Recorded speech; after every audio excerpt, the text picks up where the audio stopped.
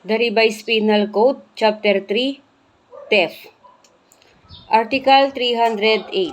Who are liable for theft? Theft is committed by any person who, with intent to gain, but without violence against or intimidation of persons, nor force upon things, shall take personal property of another without the latter's consent.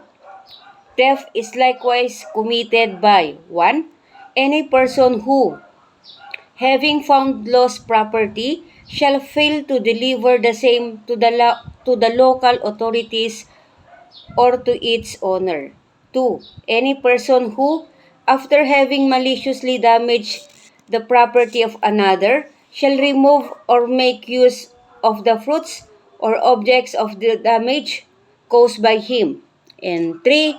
Any person who shall enter an enclosed estate or a field where trespass is forbidden or which belongs to another, and without the consent of its owner, shall hunt or fish upon the same, or shall gather fruits, cereals, or other forest or farm products. Article 309.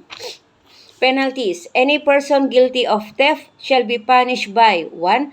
The penalty of prison mayor in its minimum and medium periods if the value of the thing stolen is more than 1,200,000 pesos but does not exceed 2,200,000 pesos.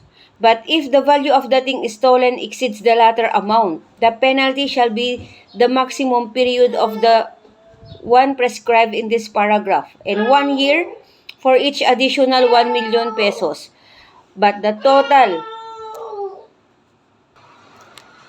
again, Article 309, Penalties. Any person guilty of theft shall be punished by 1. The penalty of prison mayor in its minimum and medium periods if the value of the thing stolen is more than 1,200,000 pesos but does not exceed 2,200,000 pesos.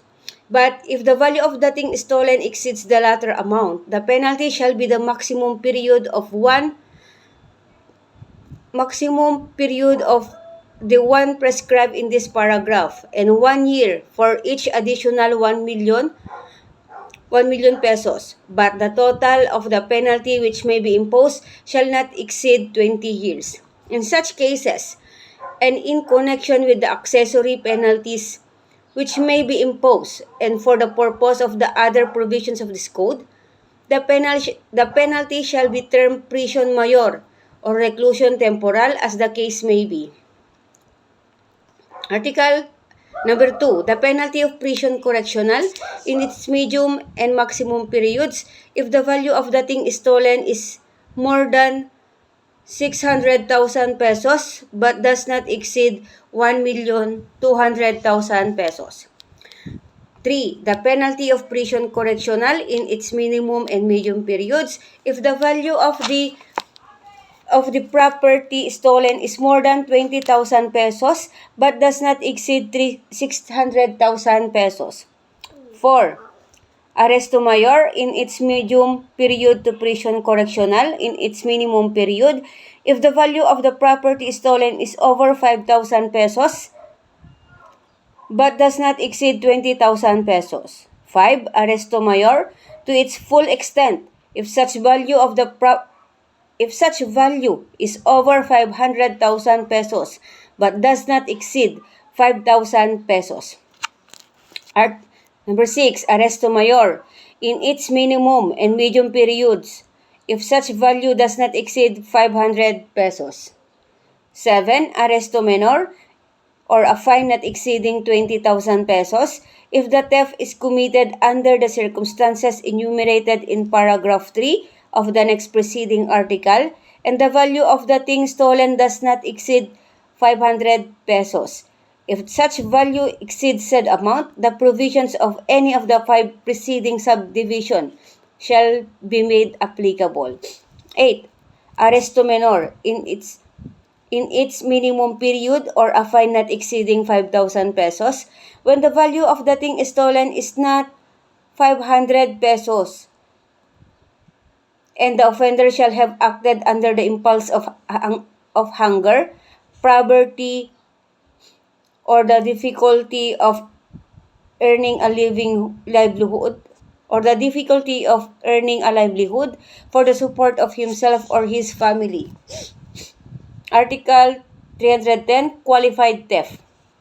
The crime of qualified theft shall be punished by the penalties next higher by 2 degrees than those respectively specified in the next preceding articles, if committed by a domestic servant or with grave abuse of confidence, or if the property stolen is motor vehicle, mail matter or large cattle, or consists of coconuts taken from the premises of the plantation, or fish taken from a fish pond or fishery, or if property is taken on the occasion of fire, earthquake, typhoon, volcanic eruption, or any other calamity, vehicular accident, or civil disturbance.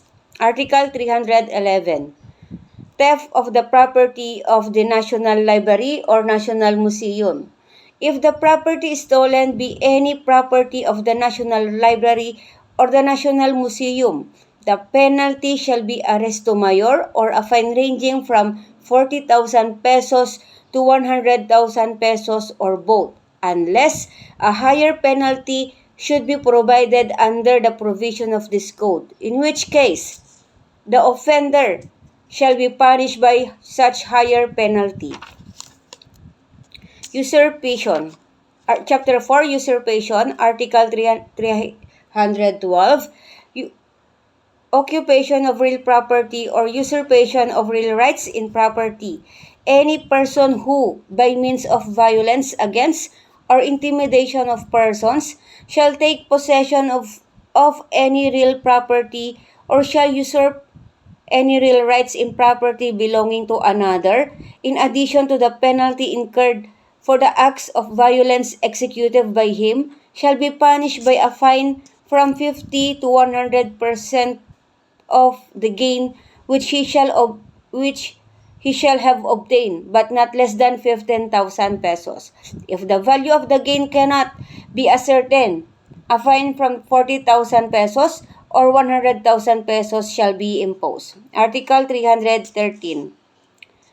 Altering boundaries or landmarks. Any person who shall alter the boundary marks or monuments of town, provinces, or estates, or any other marks intended to designate the boundaries of the same, shall be punished by arresto mayor or a fine not exceeding 20,000 pesos. Article 313, Altering boundaries or landmarks. Any person who shall alter the boundary marks or monuments of town, provinces, or estates, or any other marks intended to designate the boundaries of the same, shall be punished by arresto menor or a fine not exceeding 20,000 pesos. Chapter 5, Culpable Insolvency. Article 314. Fraudulent insolvency. Any person who shall abscond with his property to the prejudice of his creditors shall suffer the penalty of prison mayor if he be a merchant, and the penalty of prison correctional in its maximum period to prison mayor in its medium period if he be not a merchant.